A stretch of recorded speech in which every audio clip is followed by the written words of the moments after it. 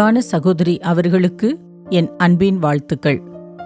இந்த நிகழ்ச்சியின் வாயிலாக உங்களோடு தொடர்பு கொள்வதில் மிகவும் மகிழ்ச்சி அடைகிறேன். நீங்களும் உங்கள் குடும்பமும் சமாதானமாக, சந்தோஷமாக, ஆசீர்வாதமாக வாழ வாழ்த்துகிறேன், ஜெபிக்கிறேன். ஒவ்வொருவரும் தங்களுக்குள்ளும் தங்கள் குடும்பத்தினருடனும் வேலை ஸ்தலத்திலும் சுற்றுப்புறங்களிலும் சமாதானமாக வாழ வேண்டுமென்றே விரும்புகின்றனர். கொஞ்ச நாள் சமாதானம் உள்ளது போல காணப்பட்டாலும் மெய்யான சமாதானம் இல்லை. சமாதானமாக வாழ முடியாதபடி ஏதோ ஒரு பிரச்சனை மனித வாழ்வில் வந்து கொண்டே இருக்கிறது. சுகவீனம் ஏற்படுவதினால், பாவ பழக்க வழக்கம் மேற்கொள்ளுவதினால், பற்றாக்குறைகளினால், கடன் பிரச்சனைகள் மூலமாக சமாதானமற்ற நிலை ஏற்பட்டு கொண்டே இருக்கிறது. தாங்கள் சமாதானமாக, சந்தோஷமாக வாழ வேண்டும் என்று எண்ணினாலும் முடிவதில்லை. சிலர் கூறுவார்கள், கடலின் அலை மாறி மாறி வந்து கொண்டே இருப்பது போல மனிதனாய் பிறந்துவிட்டால் பிரச்சனைகள் வந்து கொண்டேதான் இருக்கும். அது மனிதனின் தலைவிதி என்பார்கள். மனிதன் எப்பொழுதும் நிம்மதியற்ற நிலையில் வாழும்படியாகவா ஆண்டவர் மனிதனை உண்டாக்கினார்? இல்லையே. நம்முடைய பிள்ளைகள் சற்று சோர்வாக காணப்பட்டாலோ, சாப்பாடு வேண்டாம் என்று கூறிவிட்டாலோ நம் மனது தாங்க முடிகிறதில்லை. நம்மையும் அது கவலைக்குள்ளாக்கி விடுகிறது. அப்படி இருக்க, கடவுளின் பிள்ளைகளாகிய நாம் சஞ்சலத்தோடு வாழ்வதை கடவுள் எப்படி விரும்புவார்? சமாதானம் இல்லாமல் போகும் நிலைக்கு மனிதனின் பாவம்தான் காரணமானாலும் மரணம் வரை இப்படியே வாழ்வதை கடவுள் விரும்பவில்லை. கடலில் அலைகள் கொந்தளித்துக் கொண்டேதான் இருக்கிறது. கப்பல்கள், படகுகள் அதில் சென்று கொண்டேதான் இருக்கிறது. காற்று வீசும், கடல் அலைகள் எழும்பி வரும்.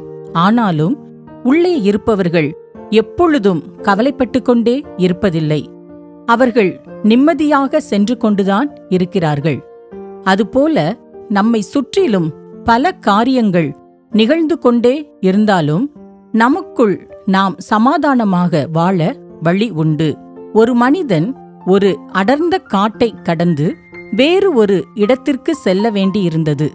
காட்டிற்குள் நுழைந்த அவனுக்கு ஒருவித பயம் மனதை கவ்வியது. யானை, புலி, சிங்கம், கரடிகள் இருக்குமோ என நினைவுக்கு வர, அவைகள் வந்து நம்மை தாக்கினால் என்ன செய்வது என்ற அந்த சிந்தனையிலேயே பயந்து பயந்து சென்றான். சாப்பிட மனமில்லை, தூங்க மனமில்லை.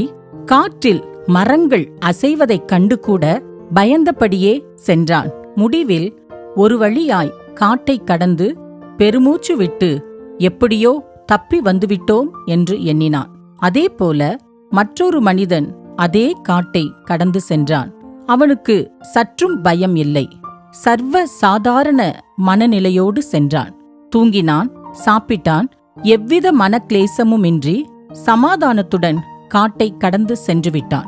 இவன் மட்டும் எப்படி எந்தவிதமான பயமுமின்றி கடந்து சென்றான்? அந்த காட்டை கடப்பதற்கு முன்பாக காட்டிற்கு அருகிலுள்ள கிராம மக்களிடமும் வனத்துறை அதிகாரிகளிடமும் விசாரித்தான். அவர்கள் இந்த காட்டில் எந்த மிருகமும் இல்லை என்று கூறினார்கள். ஆகையால் அந்த வார்த்தையை நம்பி அவன் நிம்மதியாக சென்றான். காட்டின் காரியத்தை குறித்து இவன் விசாரித்து அறிந்தான். முன் சென்றவனோ எதையும் விசாரித்து அறியவில்லை. உலகில் மனிதர்கள் எதை எல்லாமோ வலைத்தளங்களின் மூலமாக அறிந்து கொள்ளுகிறார்கள். அதில் சில நல்ல காரியங்கள் காணப்பட்டாலும் அநேக தீய, மனதை வேதனைப்படுத்தும் காரியங்களையே அறிந்து கொள்வதால் மனம் இன்னும் வேதனையும் அடைகிறது. சமாதானம் வேண்டும் என்பதற்காக பலர் கவலையை மறக்க புகைப்பிடிப்பதையும், குடிப்பழக்கத்தையும், அல்லது எப்பொழுதும் தன்னை மறந்த நிலையிலேயே இருக்க வேண்டும் என்பதற்காக கஞ்சா மற்றும் பல போதை வஸ்துக்களையும் உபயோகப்படுத்துகின்றனர். சிலர் ஏதாவது வழியில் இச்சிக்கப்பட்டு விபச்சாரங்களை தெரிந்து கொள்ளுகின்றனர். சிலர் வேறு சிந்தனையே வரக்கூடாது என்று சினிமாக்களையும் சின்னத்திரை மற்றுமுள்ளவைகளை பார்த்தே நேரத்தை போக்குகின்றனர். இது எப்படிப்பட்ட நிலை என்றால், ஒருவர் வெயிலில் நடந்து செல்கிறார். நிழல் பின்தொடர்ந்து வருகிறது. ஒரு வீட்டிற்குள் போய்விடுகிறார். நிழல் இல்லாதது போல் காணப்படுகிறது. திரும்பி வெளியில் வந்து நடக்கிறார். நிழல் வந்து விடுகிறது, கூடவே வருகிறது. அதே போலத்தான் நாம் செய்யும் பல காரியங்கள் உள்ளன. சிலர் மிகவும் பக்தியாயிருந்து பல காரியங்களை செய்தாலும் மெய் சமாதானத்துடன் வாழ முடிவதில்லை. கணவனோ மனைவியோ யாருடனாவது தொடர்ந்து பேசினாலே தவறான உறவு இருக்குமோ என எண்ணி இருக்கும் சமாதானமும் போய்விடுகிறது. மனிதர்கள் எதையோ கண்டுபிடிக்கின்றனர். சமாதானத்துக்கு இதுதான் மருந்து என கண்டுபிடிக்கவில்லை. மனிதன் எதையும் பணம் கொடுத்து வாங்கிவிடலாம். ஆனால் சமாதானத்தையோ எவ்வளவு பணம் செலவழித்தும் பெற்றுவிட முடியாது. அப்படியானால் சமாதானமாக வாழவே முடியாதா என்று கேட்கலாம், நினைக்கலாம். ஒரு மனிதன் கால்களில் அணிய செருப்பில்லாமல் நடந்து சென்று கொண்டிருந்தான். நல்ல செருப்பு போட்டுக்கொண்டு செல்லும் மனிதனை கண்டவுடன் கொடுத்து வைத்தவன் நல்ல விலையுயர்ந்த செருப்பு போட்டிருக்கிறான் என நினைத்தான். நல்ல செருப்பு போட்டு சென்றவன் சைக்கிளில் செல்லும் மனிதனைக் கண்டு கால் வலிக்க நடக்கிறேன், கொடுத்து வைத்தவன் சைக்கிளில் செல்கிறான் என நினைத்தான். சைக்கிளில் செல்பவனோ இந்த ஓட்டை சைக்கிளை மிதித்து எவ்வளவுதான் கஷ்டப்படுவது. அந்த ஸ்கூட்டரில் செல்லும் மனிதனைப் போல ஒரு வண்டி இருந்தால் நன்றாக இருக்குமே என நினைத்து சென்றான். ஸ்கூட்டரில் சென்ற மனிதன் காரில் சென்ற மனிதனைக் கண்டு கொடுத்து வைத்தவன் டிரைவர் ஓட்ட ஜம்முன்னு காரில் செல்கிறார். நான் வெயிலிலும் மழையிலும் கஷ்டப்பட வேண்டியுள்ளது என தன்னைத்தான் நொந்து கொண்டான். காரில் செல்லும் மனிதன் வயல்களில் பாட்டு பாடிக்கொண்டு வேலை செய்யும் ஜனங்களைக் கண்டபோது ஏழையாயிருந்தாலும் சந்தோஷத்தோடே வெயிலையும் பொருட்படுத்தாது பாடுகிறார்களே, நான் ஒரு ஏழையாக பிறந்திருந்தாலும் சமாதானமாக சந்தோஷமாக இருந்திருப்பேனே என தன்னுடைய பிரச்சனைகளை எண்ணி வேதனைப்பட்டான்.